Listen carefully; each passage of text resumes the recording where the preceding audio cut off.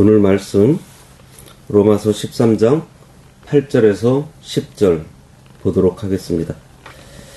피차 사랑의 빚 외에는 아무에게든지 아무 빚도 지지 말라. 남을 사랑하는 자는 율법을 다 이루었느니라. 간음하지 말라, 살인하지 말라, 도적질하지 말라, 탐내지 말라 한 것과 그 외에 다른 계명이 있을지라도 내 이웃을 내 자신과 같이 사랑하라 하신 그 말씀 가운데 다 들었느니라. 사랑은 이웃에게 악을 행하지 아니하나니 그러므로 사랑은 율법의 완성이니라. 아멘. 오늘 말씀의 제목은 사랑의 빛입니다. 지난 시간에는 성도가 국가와 권세를 어떻게 대해야 하는지에 대해서 말씀해 주셨습니다. 그리고 이제 사람과 사람 사이에서 성도가 어떻게 어떤 삶을 살아야 하는지 그 점에 대해서 말씀해 주고 있어요. 결국 신앙은 하나님 관계 안에만 머무는 것이 아니라 하나님과 우리와의 그 관계가 사람을 통해서 사랑과의 관계 속에서 드러나야 하는 것입니다. 예배 시간에는 감격하면서 사랑과의 사이에서는 냉랭하고 차갑고 자기 유익 앞에서는 사랑이 사라진다면 그것은 아직 복음이 깊이 그에게 스며들지 않은 것입니다. 바울은 오늘 본문에서 성도의 삶을 한마디로 말해주고 있어요. 사랑의 빛 외에는 아무 빛도 지지 말라. 이 말씀은 우리에게 두 가지를 동시에 보여주고 있습니다. 하나는 성도는 마땅히 감당해야 할 책임을 미루지 말아야 한다는 것과 또 하나는 사랑만은 평생 갚아야 할 끝나지 않는 빚이라는 거예요. 세상 빚은 빨리 갚아야 하지만 사랑의 빚은 다 갚았다 말할 수 없습니다. 성도는 평생 사랑의 빚진 자로 살아야 하는 거예요. 8절 피차 사랑의 빚 외에는 아무에게든지 아무 빚도 지지 말라. 남을 사랑하는 자는 율법을 다 이루었느니라. 여기에서 빚은 선택이 아니라 의무인 것을 말하고 있습니다. 빚은 갚아야 합니다. 미루어두면 짐이 돼요. 그러므로 바울은 사랑을 어떠한 감성적인 감정으로 말하고 있지 않고 책임으로 말하고 있습니다. 사랑을 마땅히 감당해야 할 의무로 말하고 있는 거예요. 성도는 사랑을 해도 되고 안 해도 되는 사람이 아니라 반드시 사랑해야 하는 사람이에요. 여기 아무 빚도 지지 말라 그랬습니다. 이 말씀은 모든 책임을 성실하게 감당하라는 뜻입니다. 부모로서의 책임, 자녀로서의 책임, 남편으로서의 책임, 아내로서의 책임, 또 교인으로서의 책임, 사회에 나아가서는 시민으로서의 책임, 직장인으로서는 사회인으로서의 책임, 그 책임을 다 하라는 거예요. 해야 할 것을 하지 않고 미뤄두면 그것은 결국 빚이 됩니다.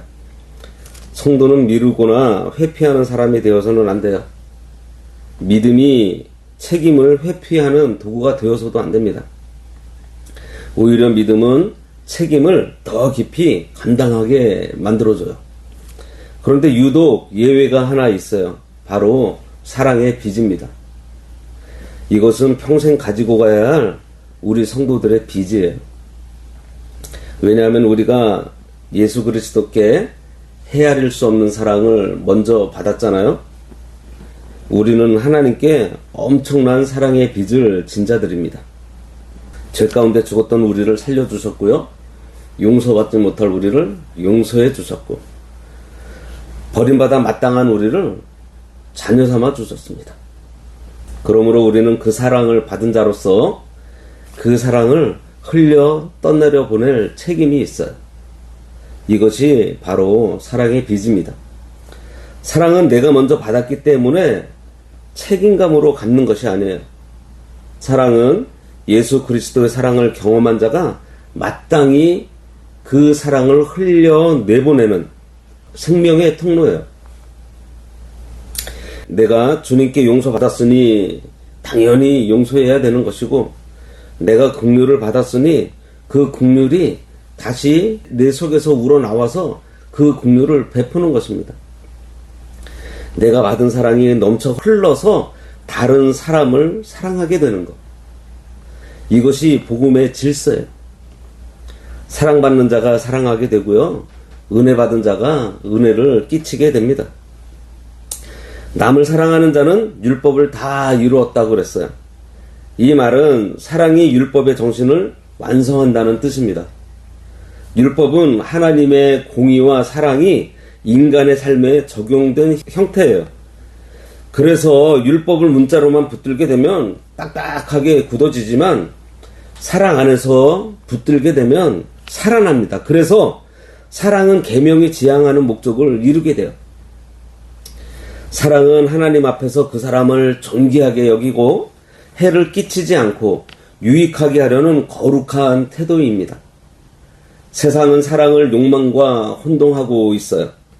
좋아하면 사랑이라 말하고, 갖고 싶으면 사랑이라 말하고, 내 만족을 채워주면 그것을 사랑이라고 말합니다. 하지만 성경의 사랑은 달라요. 사랑은 상대를 소비하지 않습니다. 사랑은 상대를 함부로 다루지도 않아요. 사랑은 상대를 통해 내 욕망을 채우려고 하지 않습니다. 사랑은 상대를 살려주고 세우고 지켜주는 것입니다. 9절, 간음하지 말라, 살인하지 말라, 도둑질하지 말라, 탐내지 말라 한 것과 그 외에 다른 계명이 있을지라도 내 이웃을 내 자신과 같이 사랑하라 하신 그 말씀 가운데 다 들었느니라. 바울은 십계명의 뒷부분을 가지고 옵니다.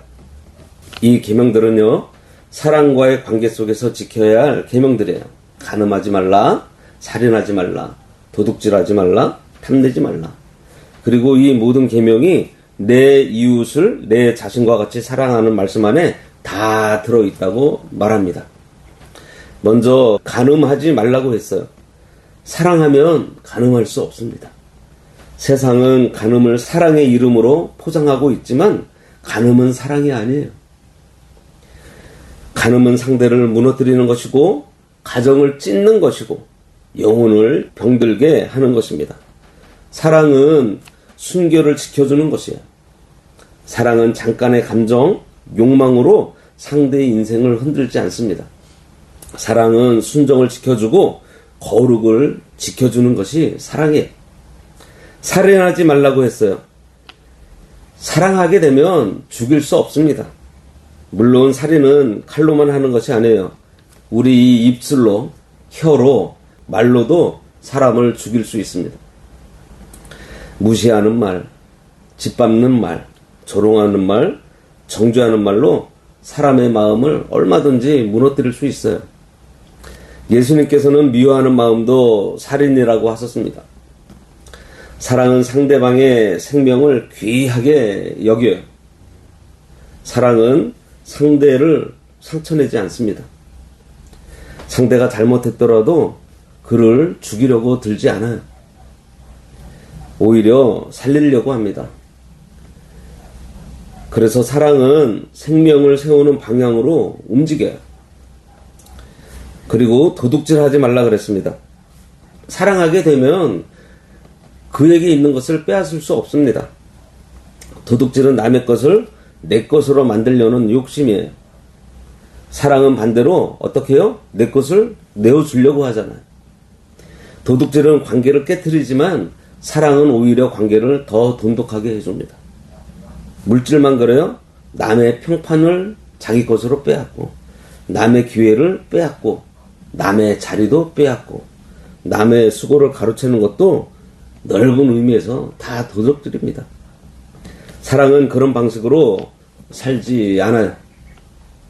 그리고 탐내지 말라고 했습니다. 사랑하면 탐낼 수가 없습니다. 탐심은 사랑의 반대편에 있는 마음이에요. 사랑은 상대를 축복하지만 탐심은 상대를 비교하게 만들어요. 사랑은 상대의 유익을 기뻐하지만 탐심은 남의 복을 보고 배 아파합니다. 사랑은 감사하게 하고 탐심은요 항상 불만을 갖게 해요. 그래서 탐심은 단지 마음속의 욕구가 아니라 관계를 망치는 뿌리라는 것을 우리가 알아야 합니다. 탐심이 생기면 미움이 생기게 되고요. 시기가 생기고 다툼이 생겨요. 그리고 바울은 골로새서 3장 5절에서는요. 탐심이 우상숭배라고 했습니다. 바울은 이런 모든 계명이 내 이웃을 내 자신과 같이 사랑하라 이 말씀 안에 다 들어있다고 말하고 있어요. 이웃을 내 자신과 같이 사랑하라는 것은요. 내가 아프면 우리가 아플 줄 알잖아요. 내가 손해보면 거기에 얼마나 우리가 민감해요. 이웃의 아픔과 유익도 그렇게 여기라는 것입니다. 사람은 자기 자신은 참 잘 챙깁니다. 내 마음 다치면요 금방 알아요. 내 자존심 상해도 바로 반응합니다. 내 형편이 어려워지면 얼마나 민감해지는지 몰라요.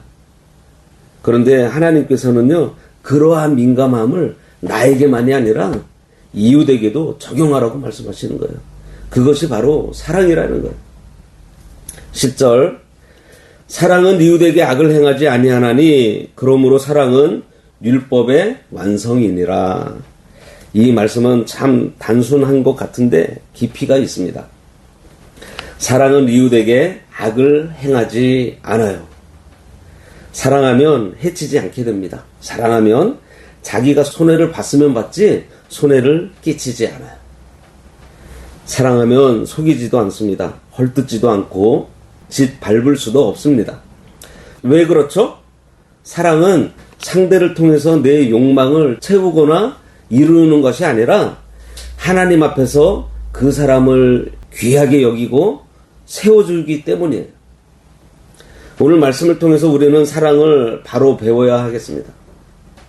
사랑은 부드러운 말만 하거나 상대에게 듣기 좋아하는 말만 하는 것이 사랑이 아닙니다. 무조건 다 받아주는 것도 사랑이 아니에요. 사랑은 이웃에게 악을 행하지 않는 것이고요.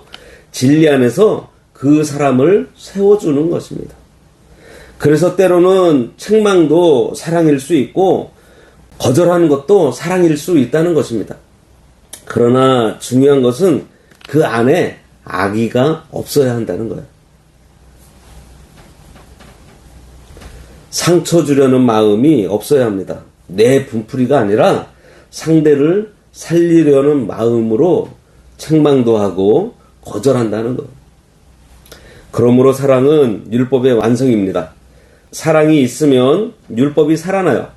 사랑이 없으면 율법은 단단하게 차갑게 굳어져 버려요. 신앙도 거칠어집니다.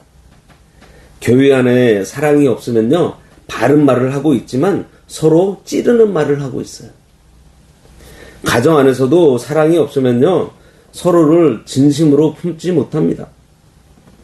사랑은 모든 계명을 실제 삶으로 나타나게 해주는 힘이에요. 사랑은 그래서 성도가 존재하는 방식입니다. 그리고 우리 성도들의 호흡이에요.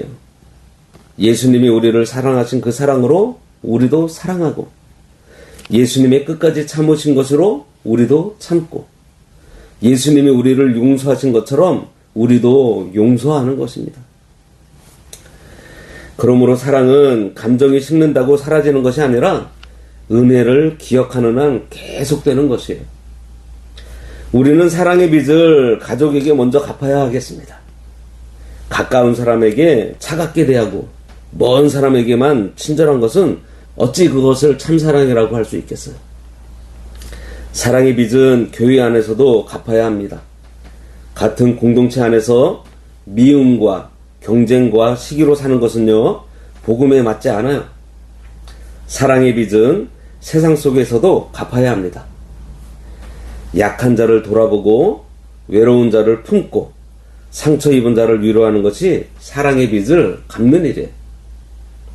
심지어 원수에게도 사랑의 빚을 갚으라고 예수님께서 말씀하셨습니다. 그것이 세상과 다른 복음의 사랑이에요. 물질의 빚은 빨리 갚아야 하지만 사랑의 빚은 많이 질수록 복됩니다. 사랑의 빚을 많이 진 사람일수록 더 풍성한 사람이에요. 사랑의 빚을 갚을수록 기쁨은 더해집니다. 사랑은 주는 자를 풍성하게 하고 살려요. 사랑은 계산하면 줄어들지만 이렇게 흘러 떠내려가게 하면 풍성해집니다. 오늘 말씀에 주님은 우리에게 사랑하라고 가르쳐 주십니다. 사랑하는데 말로만이 아니라 어떻게 해요? 책임지는 사랑을 하고 품어주는 사랑을 하고 해를 끼치지 않고 오히려 거룩을 지켜주는 사랑을 하라고 말씀해 주십니다. 우리가 받은 사랑을 잊지 마시기 바랍니다. 주님이 우리를 어떻게 사랑하셨는지를 기억하고 십자가를 기억하면 사랑하지 않을 수 없어요. 용서받은 자는 용서해야 하고 긍휼을 입은 자는 긍휼을 베풀어야 합니다. 우리는 모두 사랑의 빚을 지고 있어요. 가정에 갚아야 할 사랑이 있고요. 교회에 갚아야 할 사랑이 있고 사회에 갚아야 할 사랑이 있고 이웃에게 갚아야 할 사랑이 있습니다. 더 이상 미루지 마시기 바랍니다. 사랑을 뒤로 미루지 마세요. 사랑할 수 있을 때 사랑하고 용서할 수 있을 때 용서하고 세워줄 수 있을 때 세워주시기 바랍니다. 그 사랑 안에서 율법이 살아나고 그 사랑 안에서 교회가 세워지고 그 사랑 안에서 그리스도의 향기가 드러나게 될 것입니다. 사랑의 빛 외에는 아무 빛도 지지 않는 우리, 그리고 평생 사랑의 빛을 기쁨으로 갚아가는 저와 여러분이 되시기를 간절히 바랍니다. 기도하겠습니다. 사랑의 하나님 아버지, 우리에게 한없는 사랑을 베풀어 주신 은혜를 감사합니다. 아버지께 받은 이 사랑을 잊지 않게 하시고 그 사랑을 이웃에게 흘러보내는 자가 되기 간절히 원하오니 우리 안에 있는 미움과 시기와 탐심을 다 버리고 해를 끼치지 않는 사랑, 품어주는 사랑, 진리 안에서 세워주는 사랑을 허락하여 주셔서 우리 가정에서부터 교회와 저 세상에까지 사랑의 빚을 기쁨으로 갚게 하시고 저희들의 삶을 통해서 그리스도의 향기가 드러나게 하여 주시옵소서. 아멘. 예수님의 이름으로 기도드리옵나이다. 아멘.